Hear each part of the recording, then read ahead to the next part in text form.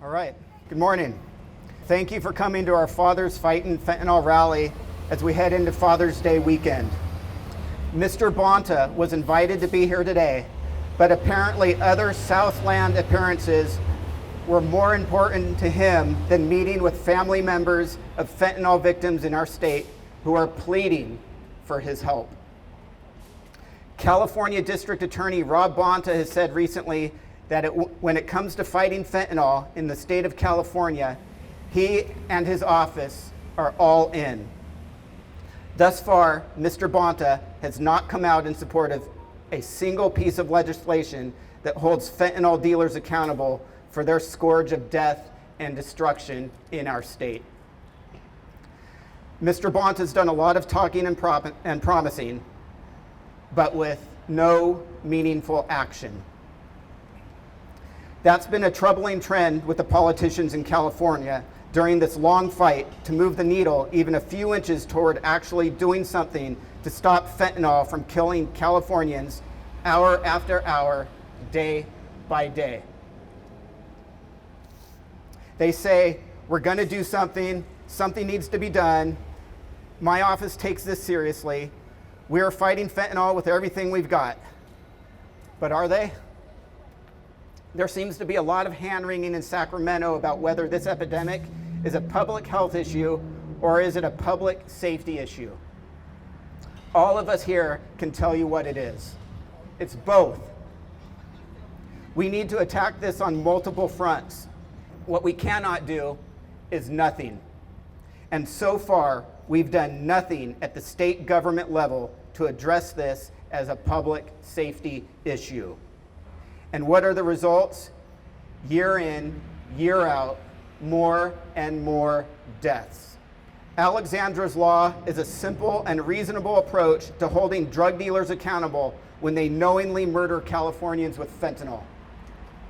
If someone is convicted of manufacturing or selling fentanyl, they will receive a warning letting them know that if they don't stop and someone dies as a result of their continued action, they can be charged with murder. This law won't pack our jails with those committing petty drug offenses, nor is it a failed drug war policy as some of our legislators falsely state. It's a warning. It gives drug dealers a choice. Stop dealing deadly drugs or pay a price. It's only if they disregard that warning and someone dies as a result of their continued actions can they be held accountable. For most of us, that's more than reasonable and simply a no-brainer. Alexandra's law gives law enforcement the ability to stop someone who continues to sell a drug that results in instant death. More importantly, it will dissuade many drug dealers from peddling this poison. We've taken bill after bill into public safety committees. Nothing. Begged, pleaded, and reasoned with politician after politician, and nothing. Press conferences, funerals, public information campaigns, more funerals, testimonials, and nothing. Tackling the fentanyl crisis will take a commitment, a firm plan of action from an elected official who will then follow through on their word. So far, I haven't seen it. I've been doing this for over 3 years. My daughter was poisoned. She died. Our lives were turned upside down. We've been in meetings, talked with lobbyists, sat in on bill creation meetings, been on hundreds of calls, all actions that help bring Alexandra's law into existence. And then we showed up. And when I say we, that includes the numerous families and other parents of fentanyl poisoning victims, many of whom are right here today. We took time away from our lives, our businesses, our families. We used our own dollars. We kept showing up. Backed by organizations throughout the state, community and law enforcement and political organizations, we brought Alexandra's law to Sacramento 3 different times with Republican and Democrat authors and with the majority of our state Senate as co-authors. And the Public Safety Committee refused to act. So here we are again, acting on the promise we made to my daughter, to our friends and fellow victims of fentanyl poisoning at the hands of drug dealers. And we are laying it all out on the table. Fellow fathers, family members who have lost sons and daughters have come together today. We are asking our Attorney General, Rob Bonta, to act on the words he has spoken. Do something to protect Californians from the fentanyl dealers who are taking the lives of our friends and family members. This is directly to Mr. Bonta. I ask. We are asking that you come out in public support of Alexandra's law. A law that will save lives, protect Californians, and a law that can still pass during this year's legislative session if it has your support. We stand here today, far from our homes and families, with our stolen loved ones watching from above. And we are demanding that you follow through on your words. If you don't, we will keep acting until we find someone who will. And now I'd like to ask Chris Didier, the father of Zach Didier. Thank you, everyone. Thank you, Matt. It's a bittersweet opportunity to be here. We're all in a club none of us want to be in, but we've all gained strength from its members. My name is Chris Didier, and this is my beautiful son, Zach. I'm a board member of Void, and I'm grateful to be here amongst friends today. I'm originally from Sacramento, and after high school, I served in the Air Force for a 22-year active duty career. I will forever be grateful for the privilege of receiving mentorship and serving alongside our nation's modern-day Spartans. My flying career has often been adventurous, but it's also been riddled with struggle and suffering. But my most recent tragedy is my greatest loss and brings a whole new level of debilitating torment. 2 days after Christmas in 2020, I found my son Zach appearing to be asleep, but not breathing. I never imagined using military training to give CPR to a soldier in the field, yet alone to my son in his bedroom. Zach was a high caliber kid. He was successful in all aspects of academia, athletics, music, community service. He loved his family, friends, life. 3 months after Zach died, his mother and I opened his acceptance letters into 5 UCs, including UCLA. Yet, despite having no known history of drug use, Zach died from fentanyl poisoning at age 17. I have personally known death firsthand since my first military deployment, but it has never touched me or placed its crepit hand on my heart until I saw my beautiful son no longer with us. That day my eyes died. I see the world now with a void too enormous to describe. My suffering is complete. No family should suffer like this. As we know, there is a rapidly evolving crisis involving illicit fentanyl disguised as prescription pills, whose purpose is to deceive. So how should we manage this evolving maelstrom of illicit fentanyl swirl so wildly as we see people who market and traffic poisonous products for a profit? As a military member, I've learned that combatants bear witness to all aspects of the human condition. I've experienced the loss of brothers and sisters who served faithfully, far from family, friends, and comfort, and never come home. They gave their lives for me, they gave their lives for you. And we should never forget their sacrifices as we evolve to form a more perfect union. More than ever before, the work of keeping the promises of our promised land has never been more relevant. In order to ensure the practice of decency, the protection of freedom, and the promotion of liberty for all, with no exceptions.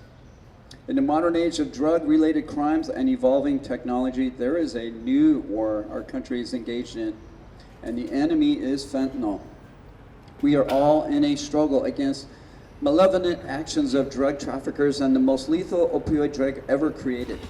And while working to update laws and measures to keep Californians safe, it's abundantly clear we are finding ourselves fighting the hubris, intolerance, and apathy of the elected at our state capitol. Mr. Bonta, we should make good on our successes and learn from our losses, because both are the results of noble and honest efforts. Along with treatment and education, reasonable accountability laws that provide a necessary framework to target and dismantle the networks that facilitate fentanyl trafficking. They empower law enforcement with the tools needed to identify, investigate, and prosecute. Indeed, our nation has struggled with over-incarcerations from the recreational drug uses of the 80s and the 90s. And many have suffered the loss of freedom from unfair incarceration in a prison cell rather than compassionate treatment to free from substance use disorder and addiction. But what about the emerging demographic that seems to be largely ignored? The demographic of young and adolescent-minded people with no history of drug use or users of harmless recreational drugs who unwittingly consume fentanyl and being deceived to death. The vocabulary of the American way and of the law and the rights we share is simply in the language of telling the truth. Sadly, for some, the truth is no longer empirical or presented in its complete form. It's no longer based on common sense, nor even common decency. Telling truth has evolved to no longer being a benchmark for public service. Solutions are now considered based on the product of incomplete or marred truth with false sincerity. Oftentimes in politics, many will report the world with a conjured narrative meant to make malleable the complete story and muddy the waters to a path needed to make the light all the brighter. Many who oppose accountability laws masquerade as clairvoyance that promotes indifference instead of revealing the complete truth in its natural form.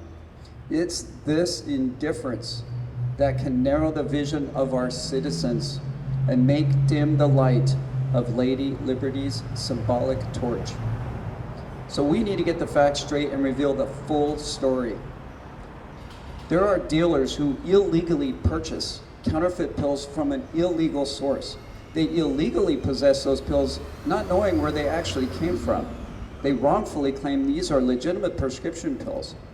And they knowingly and willingly sell products on social media that contain illicit fentanyl to unsuspecting consumers for an easy profit. And innocent lives are lost. A new category of victim. Although I would never condone self-medication or underage recreational use of any product, Zach did not deserve to die. None of our children deserve that. It's clear the responsibility is on the supplier, the drug dealer, who peddles poison for profit. Sadly, this crisis impacts thousands of families every day. CDC estimates over 73,000 Americans have died from synthetic opioids, mostly fentanyl, in the last 12 months. A 9/11 event every 2 weeks. And California is a leading state from fentanyl deaths. We must do more. So my message to Mr. Bonta, as well as all elected members of our state legislation, is simple. You took an oath to serve and protect our way of life. I know this oath. I took one like it myself. And I implore you to use your leadership towards unwavering commitment to justice, to dedicate your full efforts to bring meaningful and measurable safeguards. As a former president once said so eloquently in June of '63, like peace, is not freedom a matter of human rights? The right to live out our lives without fear of devastation, the right to breathe air as nature provided it, the right of future generations for a healthy existence. We are all Americans. We all need to work side by side to protect. When working together, we are the sum total of all the obstacles we learn to overcome. Together, we can establish a multi-pronged approach that combines education, prevention, treatment, and enforcement to combat this crisis comprehensively. We can make an indelible impact, save lives, secure the blessings of liberty to ourselves and our posterity. Someone died 7 minutes ago from illicit fentanyl. All of us, no exceptions, are entitled to the inalienable rights of liberty and freedom. We are all Americans. Liberty and justice is for all. Thank you. There you go.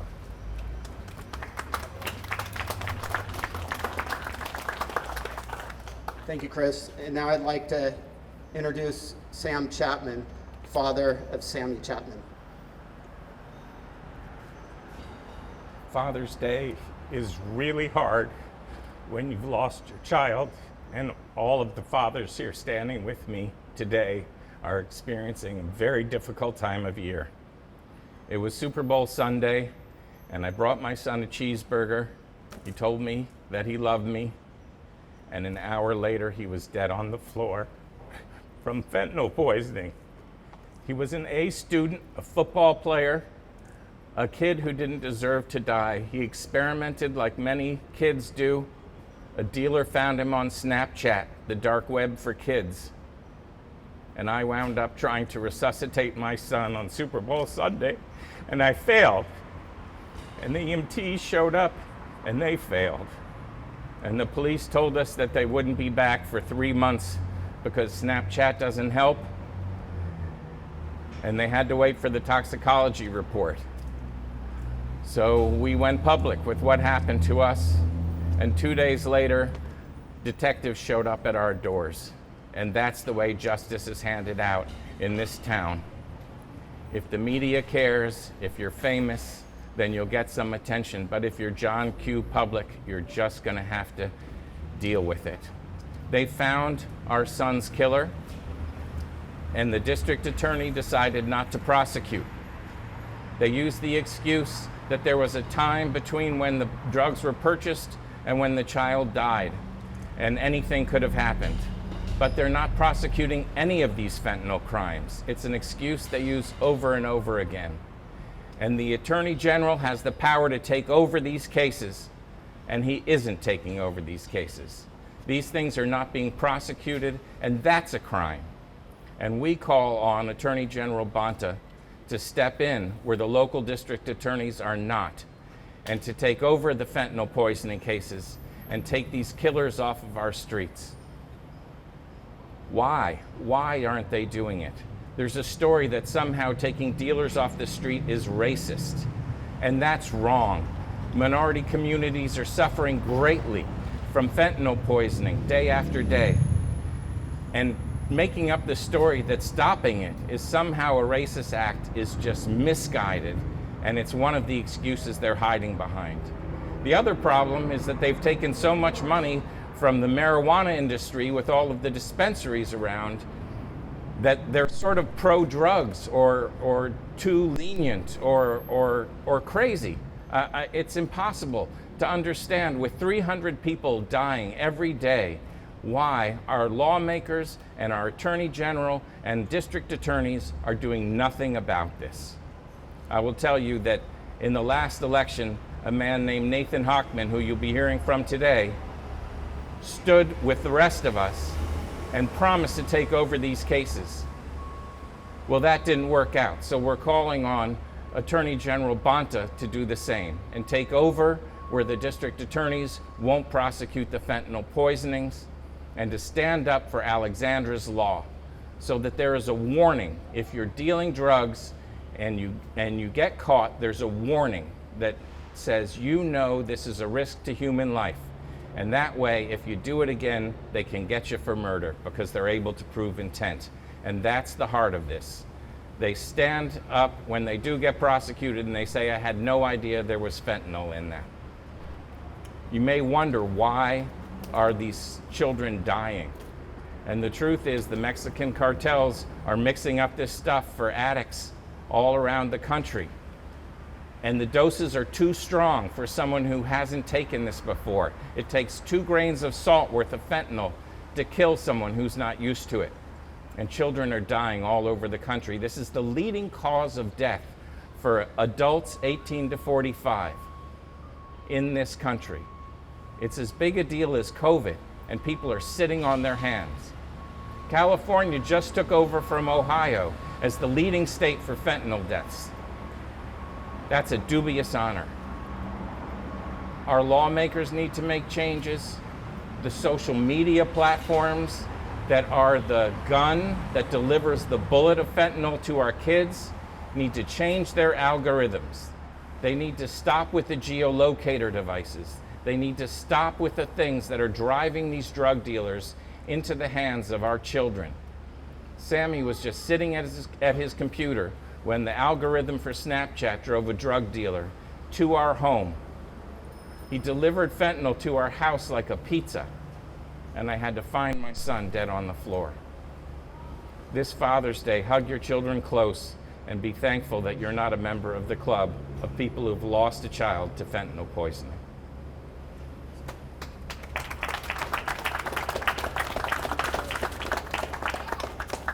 Thank you, Sam. And now I'd like to introduce to you Michelle Hennessey, President of the Association of Los Angeles Deputy District Attorneys. Good morning, everyone. As you said, my name is Michelle Hennessey. I am the president of the Association of Deputy District Attorneys for Los Angeles County, but more importantly, I'm a veteran homicide prosecutor. And I want you to know that what we're talking about here today is homicide. And what I've heard is absolutely heartbreaking. If 10 students were killed in a school shooting, we would all be up in arms. Meanwhile, 100,000 people are dying every year in this country from fentanyl overdoses. That is quadruple the number of deaths from gun crimes. And sadly, as you've heard, California leads the nation now in fentanyl overdoses. What it comes down to is this: a person who knowingly sells lethal poison while falsely representing to the unsuspecting buyer that it's a relatively harmless recreational or pharmaceutical drug should be held accountable when that unsuspecting buyer dies as a result. This bill would help us prosecutors hold fentanyl traffickers accountable when they kill innocent people who had no idea that what they were purchasing was actually lethal poison. Alexandra's law would authorize the courts to admonish convicted fentanyl dealers that if they continue dealing fentanyl and someone dies as a result, they could be prosecuted for homicide. That's all it is. It's a warning, a common sense warning. A person convicted of selling or distributing fentanyl would be told, if you sell fentanyl again and someone dies, you could be found guilty of murder. What we need is for Attorney General Rob Bonta to show leadership on this critical issue by publicly supporting this simple and common sense proposal. Because how many more people need to die, and how many more families like these need to grieve before Attorney General Bonta will take action? We implore him today, please support this legislation. Thank you. Thank you, Michelle. And now I'd like to introduce Nathan Hockman, former federal prosecutor and candidate for Los Angeles District Attorney.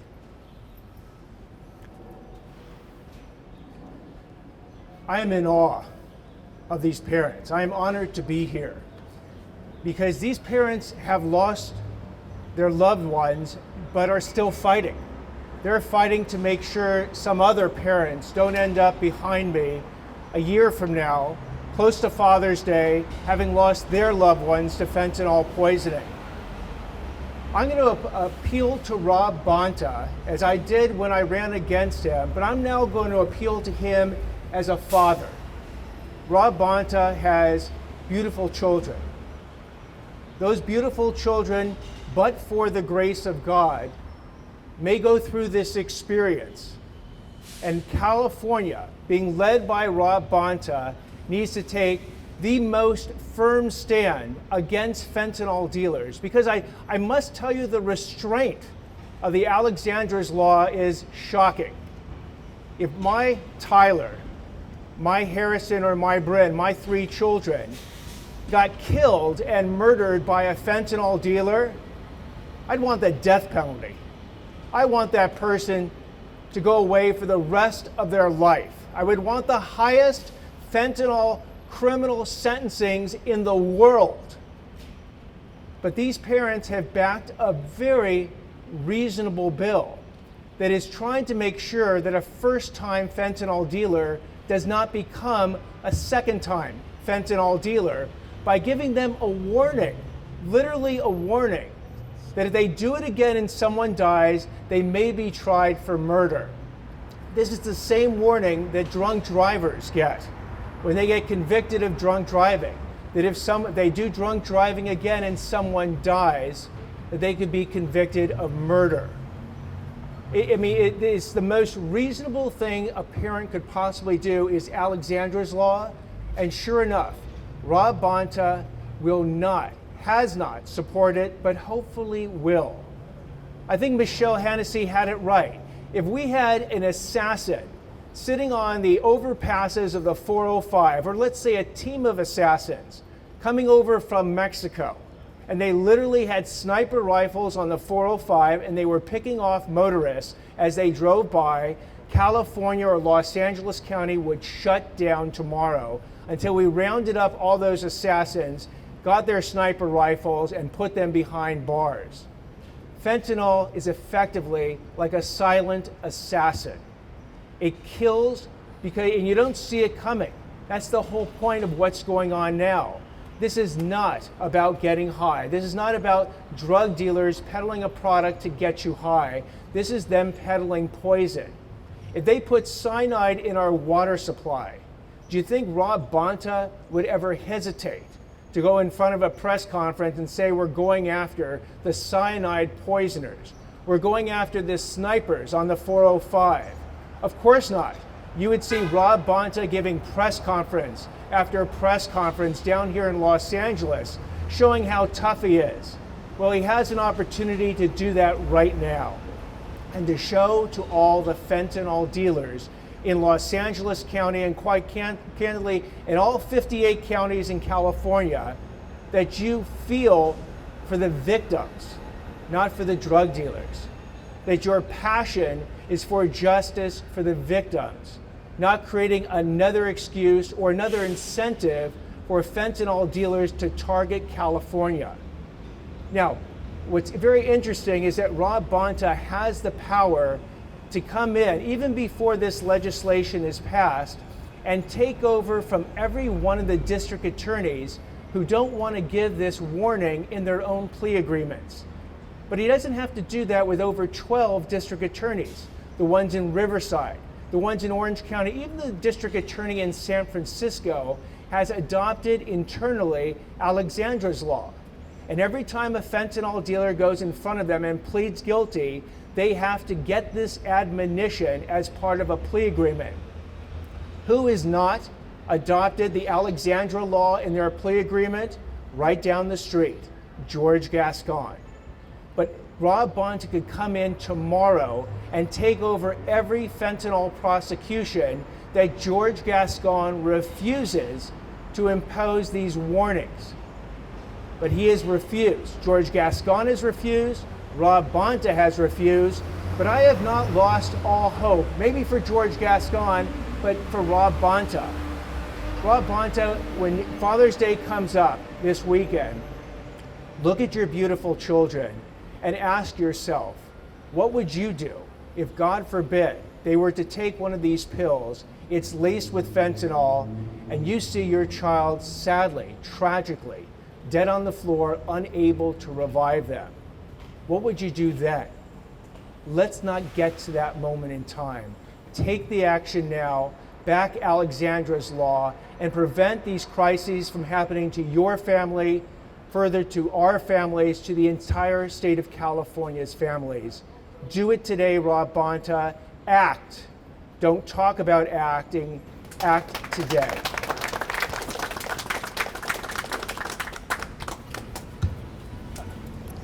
Now I'm going to open this up to fellow bereaved parents who want to say a few short words about the loss of their son or daughter. Thank you. My name is Harold Noriega. My son's name was Cooper Noriega. He died a year ago, June 9th, 19 days before his 20th birthday. He was 19 years old. He was given one Xanax, what he thought it was a Xanax. Ended up being fentanyl. He actually had Narcan with him. He didn't have a chance. He was dead in moments.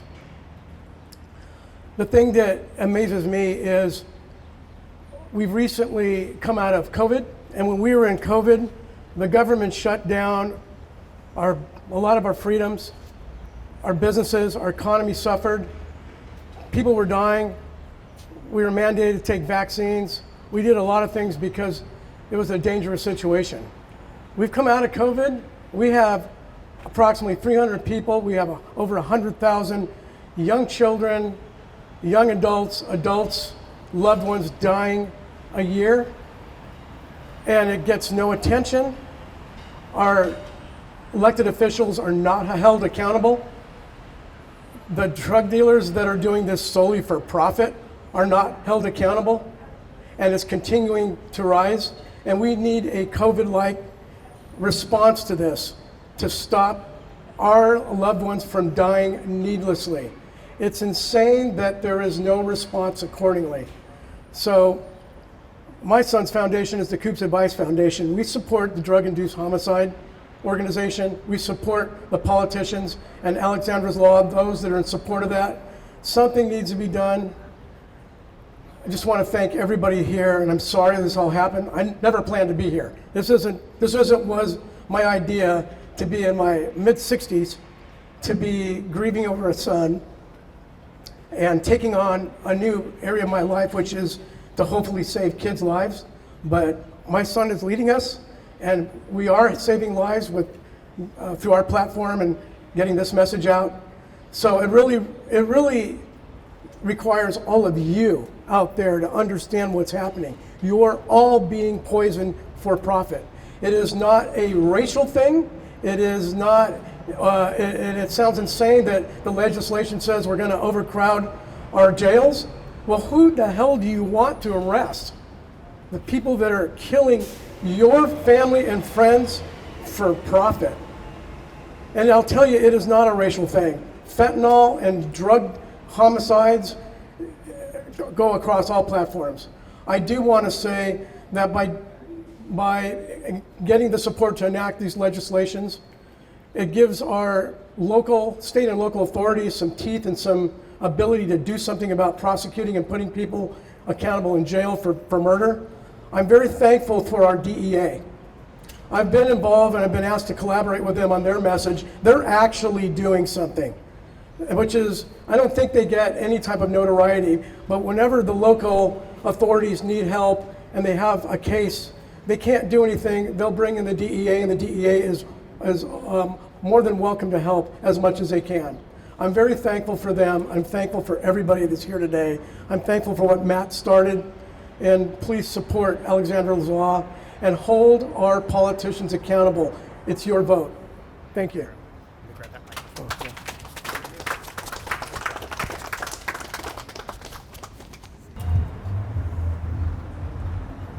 Good morning.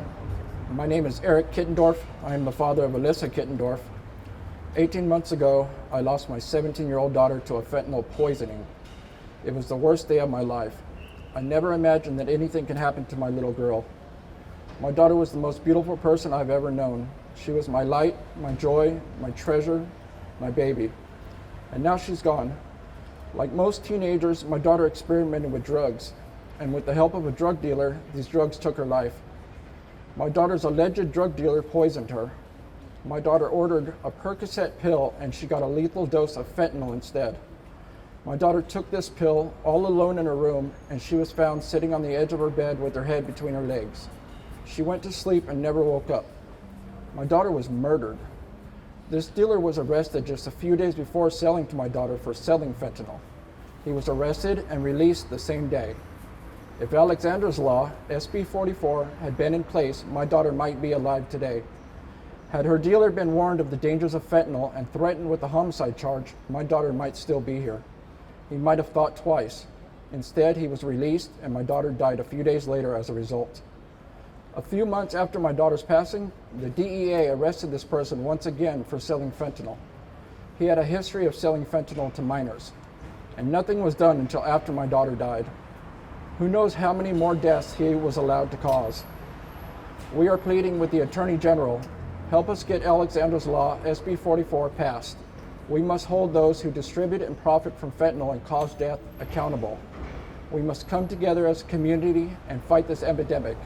We must educate our loved ones about the dangers of fentanyl. To all the fathers out there, I encourage you to hold your children a little closer tonight. Tell them you love them, listen to them, support them, and never ever give up on them. We can't bring back the loved ones we have lost, but we can honor their memory by fighting for the ones that are still here. I'm going to finish with this quote. If we do not stand for our children, we will fall for anything. Thank you.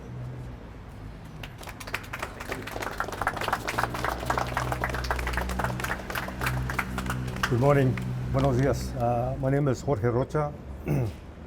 My son was Sergio Rocha, was poisoned on May 14, 2021. His room was 25 feet from mine. I wasn't able to do anything to save him. I woke him up the following day. He had a doctor's appointment, and it's a situation where I don't want any parent to go through. Something that changes your life. So my life has completely changed forever after the poisoning of my son, Sergio. He was a very bright son. He had a lot of future. It's a similar story to all the parents that are here as to what happened to their kids. It's something that you don't imagine that's going to come to your life, that's going to happen to you. Fentanyl is poison. Fentanilo is veneno. It's poisoning our children, our sons and daughters, and something has to be done about it. We're here to request Mr. Bonta to do something about it. He's a state leader, but in reality, this is a national crisis. I mean, it has to come from the federal level too. And our legislators, our representatives are not responding to our request to do something about this critical issue that's killing thousands upon thousands of young men and women. So I would go further and ask the federal has to get involved. I mean, this should be considered a national security issue. Those of us that lived during the 9/11 crisis, where over 3,000 Americans were killed by terrorists, know what the experience is and how the government reacted. Within 27 days, federal government unleashed shell on Afghanistan and the terrorists, and they did something about it. Here in the United States right now, there's over 6,000 people being poisoned every month, and it's growing. And what is our federal government doing about it? What is our state government doing about it? The good thing is that we're in a country where democracy, I believe, still exists. So we have to get ready for the future elections and do something about it with the votes, because Alexandra's bill has been presented to the state safety committee several times already. It's been rejected. So that tells us that our legislators are not going to do shit about it, and nothing about it. So it's our vote that's going to count. And in 2024, we need to elect a national leader, a state leader that cares about American lives, that wants to do something about saving American lives, and has the balls to take some drastic changes against the Mexican cartels and against the drug dealers. Thank you very much.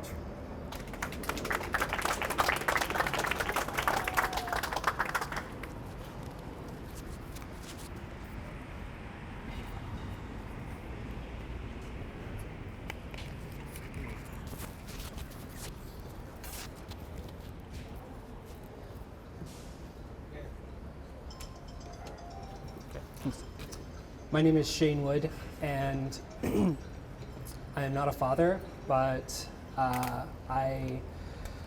this is starting what I consider to be the worst time of the year for me.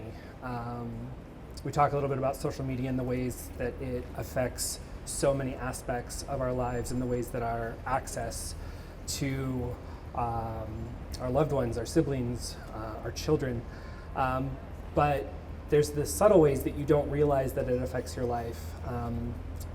My father died 8 years ago because he had worked his entire life. He left school at 13 to take care of his 4 younger siblings.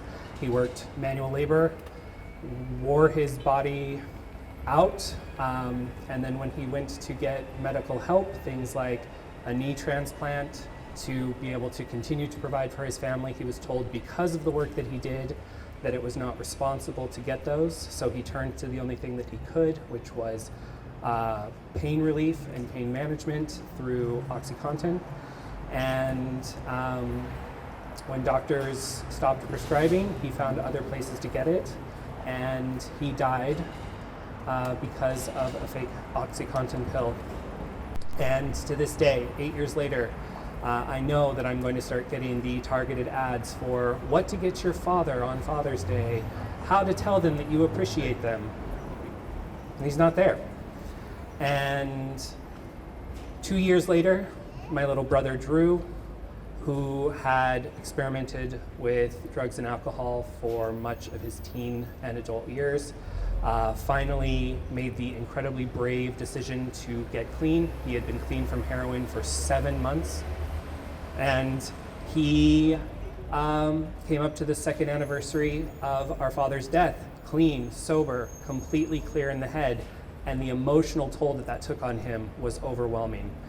He didn't want to lose the progress he had made. 7 months is huge for someone who has used heroin. And so a friend, thinking he had done him a favor, said, well, I have some cocaine, right? You can take a little bit of this, it'll get you through this day, and then you can start your journey again. That 1 dose was laced with fentanyl, and my mother, 2 years after losing my father, found my little brother in bed, curled up with his Mastiff, who he had raised from a puppy. And a week apart, I have to be reminded of my father and my brother and my birthday all wrapped together. And that's why we do this work, because the repercussions last forever. Just because people stop saying they're sorry or responding to you doesn't mean that you don't feel the hurt every day. And the misinformation that's out there, the misunderstanding of what's happening, the victim blaming, if they were using drugs, they must have deserved this. He never consented to fentanyl. That was not the product he wanted to take. That was not what they expected to get. And they are both dead because somebody lied to them.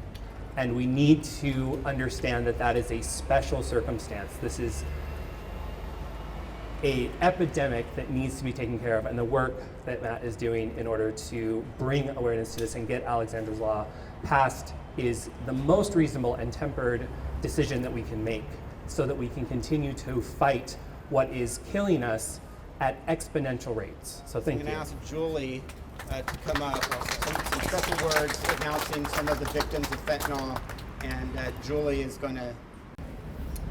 My name is Julie Shamish, and I lost my 19-year-old son Tyler 4.5 years ago, and my family started Drug Awareness Foundation after to try to stop this from happening to anyone else. As grieving parents, we don't often get to hear our children's name, which adds insult to injury, basically. So a dear friend of mine who runs a grief group started a tradition where we say our child's name and then the other parents repeat the child's name. So we are going to do it. I'm going to say their whole name and age, and if you guys can repeat just the first name, that would be great. Adrian De Jesus, forever 19. Adrian. Alexandra Neville, forever 14. Alexander. Alexandra Capiluto, forever 20. Alexandra. Alyssa Kittendorf, forever 17. Alyssa. Arnold Ceballos, forever 17. Arnold. Ava Michelle, forever 24. Ava. Brett Nadler, forever 28. Brett. Cameron Bridges, forever 33. Cameron March, forever 23. Cameron. Christian Taylor, forever 21. Christian. Christopher Sterling, forever 35. Christopher. Cole Brown, forever 18. Cole. Colin Walker, forever 17. Colin. Connor Hoffman, forever 21. Connor. Cooper Noriega, forever 19. Cooper. Daniel Elijah Figueroa, forever 20. Daniel Puerta, forever 16. Dalton Finlayson, forever 30. Danielson Paleo, forever 19. Danielson, thank you. Dennis Filmanoff, forever 43. Devin Jacob Lopez Bergman, forever 21. Devin.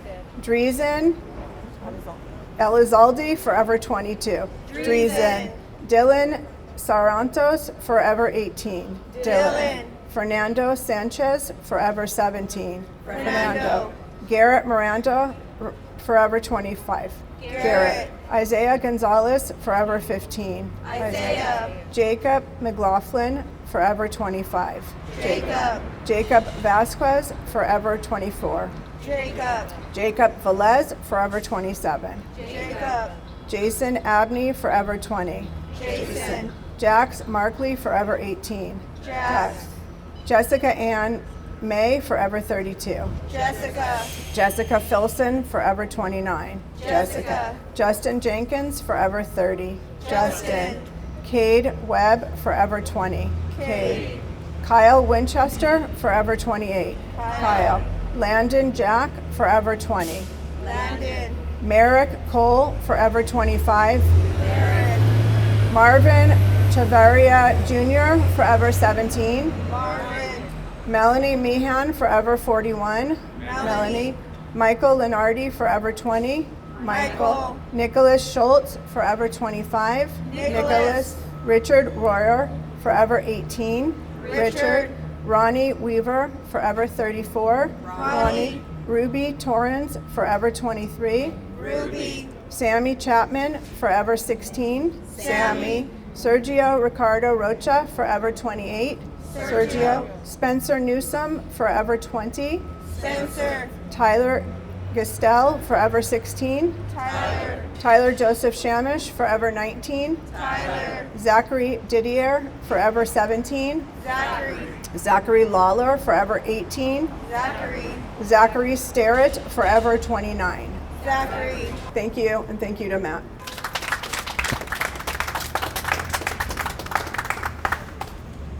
Thank you. And I'm going to conclude with this. Mr. Bonta, I ask you, I plead with you, I would like to meet with you. Give me 10 minutes of your time. I ask you, Mr. Bonta, to support Alexandra's law. Thank you, everybody, for coming today.